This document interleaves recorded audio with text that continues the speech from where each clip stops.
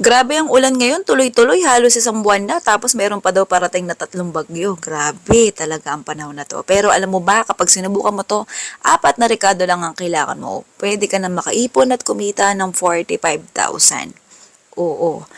Okay, pero bago yan, magsimula na tayo, maghanda tayo ng paglulutuan. Oo.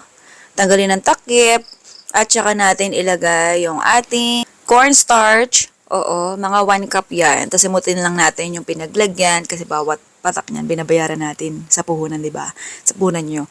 Okay, yung nilalagay natin ay malagkit, mga 1/4 cup lang. Tapos lagay tayo dito ng 1.5 cup ng tubig. Oo. Sunod naman ay haluin na natin siya. Oo.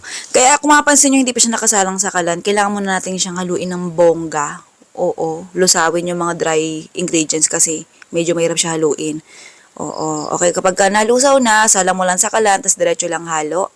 Oo. Hanggang sa lumapot yung texture niya. Ganun lang. Medyo nakakangali lang siya haluin kasi ayan habang tumatagal, habang ayan lumalapot, bumibigat yung pressure niya sa braso. Pero kung nandiyan naman ang iyong jowa, asawa, sa kanya bilang ipahalo. After nyan, ilagay na natin yung ating skim milk. Oo, mga 1 cup. Para mas masarap, mas malasa. Skim milk powder. Kung wala kang skim milk powder, kahit yung kahit anong klase ng gatas na meron ka dyan. Oo. Next, maganda tayo ng lalagyan na dugyutin tignan. Sinalang ko kasi yan sa kalan, kaya nagkaganyan. Tapos pahitan na natin siya ng mantika. O, kasi dyan natin ilalapat at palalamigin yung ating mixture. Oo, malapot-lapot siya, malagkit. Oo, kaya pinahiran natin ng mantika yung ating paghahaluan, yung ating paglalapatan. Oo, tapos yung ating ayan, pangpaplat ay pinahiran din natin mantika kasi nga madikit. Nung naplat na at na-cool down ng bahagya, tsaka ko nilagay yung dito, yung ating additional 1 cup ng skim milk at tsaka 1/4 cup ng, ayan, icing sugar. Confectioner sugar o kaya powdered sugar, yun yung tawag doon. Yan, tapos haluin lang. After mahalo, ganyan itsura niya.